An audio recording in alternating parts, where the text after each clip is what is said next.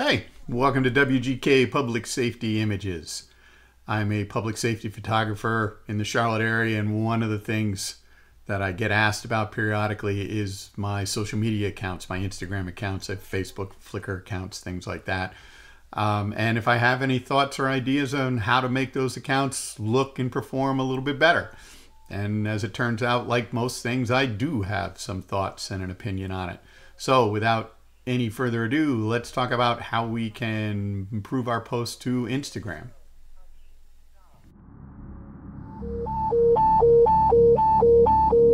Battalion 2, engines, 35, 40, 34, and 27, ladder 40, and safety 1, house fire, 3312 Ashley Keith Drive, Huntsville, Charlotte. Welcome to WGK Public Safety Images. I am a public safety photographer in the Charlotte, North Carolina area, and this is my channel, and I use it to post response videos. I also post videos that are all about different departments, companies, equipment, things like that. And then I also post Q&A videos where I try and answer questions that I frequently get as a public safety photographer. I would just ask that you like and subscribe, but otherwise, let's get on to the video. Let me just quickly start out and say that if you're looking for a way to figure out the Instagram algorithm or how to improve your number of likes, this probably isn't the video for you. I've been on Instagram for a couple of years and a couple other social media apps, and I'll be honest, I still haven't figured out what works and what doesn't work. I have a couple of Instagram accounts, and they're all now professional accounts, so you can pretty easily check your accounts reached and number of likes and things like that. And about the only thing I've figured out is the numbers just seem to vary widely. You know, my main account, the Charlotte Metro PSI account, got 5,000 plus followers, and some weeks I can look it up and it'll have reached 35,000 accounts. Other weeks, 2 weeks later, I'll look it up and it's reached 10,000 accounts. And I have no idea what causes that or what changes that or what drives that algorithm. That just is what it is. So really in this video, what I wanted to do is really talk just a little bit more about just maybe making better Instagram photos or setting up your photos specifically so that they display well on Instagram.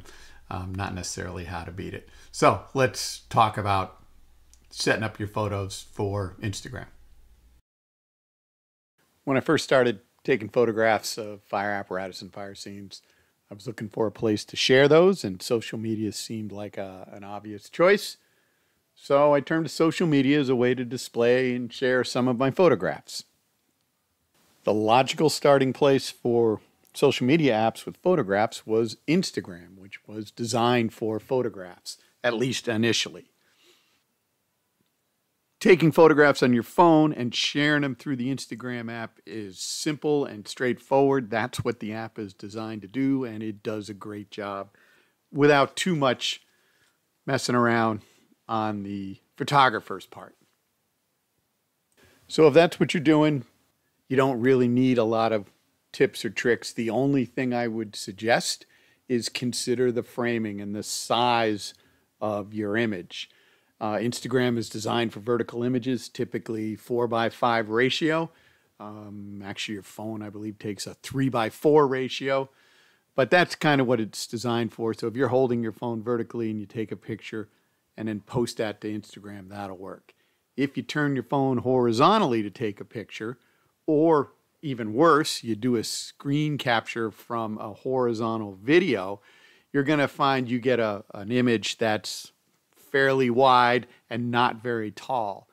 And if you're going to post those to Instagram, I typically suggest trying to square them up, for lack of a better term, so that they display better on Instagram.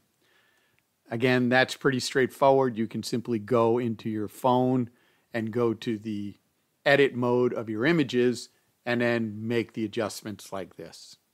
So to resize an image on an iPhone, again, just go into your images. At the top right, click on Edit, Down at the bottom, click on crop, and then up at the top you'll see next to the auto button there's an option for staying with a set size as opposed to freeform resizing it. And then you can scroll along the bottom and select the ratio that you want, 4:3, 7:5, whatever it is. And then when you're done, you just hit save and submit, and your image will be resized.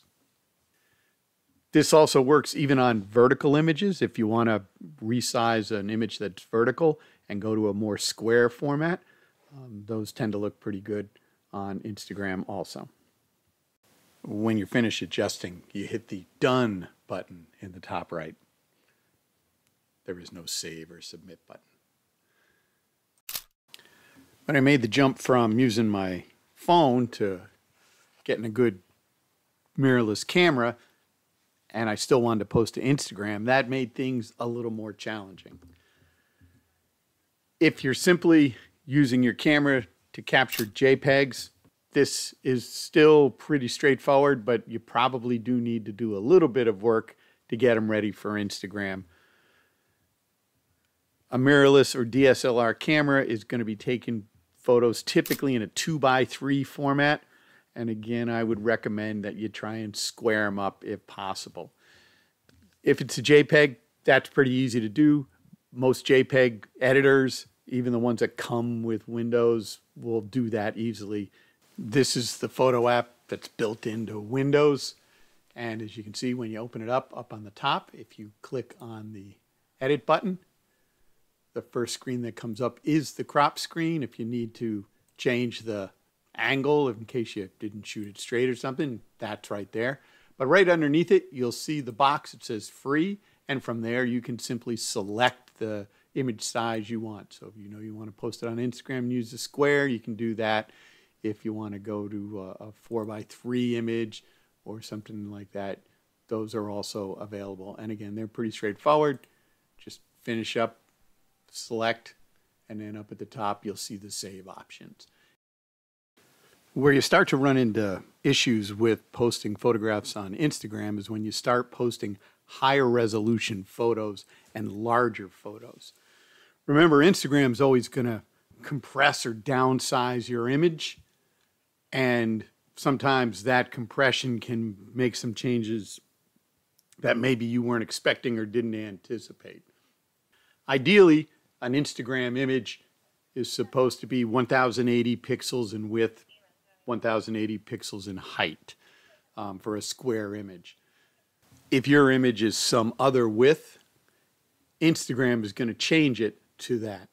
So if you have the ability or the option, one of the things you may want to consider doing is set your image width to 1080 pixels or a multiple of that. To be honest, I typically set mine to 2160 pixels. It's twice as much. It'll still compress it, but it'll be even, and you shouldn't get anything looking funny or unusual in there. Instagram will let you get away with a fairly low number of pixels per inch when it comes to the resolution. My high quality images, I'm typically producing at 300 pixels. You can probably do 72 pixels per inch on Instagram and they'll look okay. So that's something to consider if you're using raw files and you're exporting these files to a JPEG image. Also consider the color space. Use that standard Adobe RGB color space. That's pretty common. Everyone uses it, so you shouldn't have any unexpected changes when you post to Instagram if your JPEG is in that color space. I also typically recommend that you do some sharpening of the photo. If you're starting off with RAW, that will also help improve it. And you can even sharpen JPEGs a little bit, and you should get a fairly clear looking image once it's posted to Instagram. But resolution 100 or 200, to be honest, for my Instagram, I'm typically using a resolution of 200 pixels per inch. And again, that goes with my scale of 2160 as the width in pixels. There are a couple advantages to using these sizes. The big one is you're going to produce, the JPEG you're going to produce is going to be a smaller file, and that's going to be nice because it'll upload a little easier. I would also remind you, I typically send my photos back to my phone just because Instagram works best from your phone. Check your Instagram app settings and make sure that you have selected the upload at the highest quality option. And I believe that typically is defaulted to being off, but that's in your account settings of your Instagram app. I'll also add that when I'm uploading apparatus photos, I typically don't use the square format just because I don't think the photos look great and the apparatus doesn't fill the frame. But I do go with a 4x5, which is a fairly standard format. So I use a 4x5, still keeping that bottom width at the 1080 or a multiple, and then 200 pixels per inch for a resolution.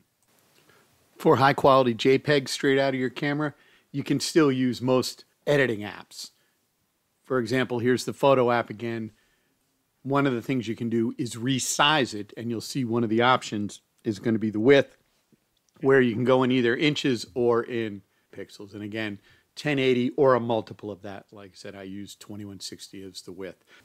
The height can vary, but again, I strongly recommend you use one of the standard size formats. Don't freeform it. Use a 4x3 or a 2x3 or some standard ratio for the image, because Instagram is going to make it or try and make it fit into one of those standard formats. Just a quick note on Facebook. I do have a Facebook account. However, it is set up so basically what I post to one of my Instagram accounts automatically goes over to my Facebook feed. So that's just for folks who don't have Instagram accounts if they want to see it. Facebook does a pretty good job on the photos. I have more issues with Facebook than how they display photos, but that's probably a topic for another video. We'll just leave that one alone. But if you want to have a Facebook account and an Instagram account, you can set them up so that Instagram will automatically post to your Facebook page, and that's kind of handy and save you a little bit of work. Otherwise, just some standard rules of thumb for posting to any social media account. Post good images. You know, if you go out and you get some photos that aren't good, you're not obligated to post them. So work to keep your content fairly high quality. That includes whatever you write about it. So proofread it and check it and make sure that you didn't misspell anything obvious. And then I try and post on a regular basis. I've heard that once a day is good. I actually post 2 or 3 times a day, depending on content that's available. But you want to keep the folks who are following you want to keep them interested. So that means regular posting and quality posting. So make sure you're paying attention to those too. So there you go. That wraps up this quick video. Just a couple of thoughts and ideas for folks who are out there trying to post to Instagram and make their posts look a little better. The minimal amount of work, if you will. Hopefully you found this video interesting or helpful. If you did, please consider liking it. Like I said, I do other Q&A videos about photography and specifically fire photography. So if you're interested, please consider subscribing to the channel. Otherwise, hopefully we'll just see you again in the next video. Thanks. Bye.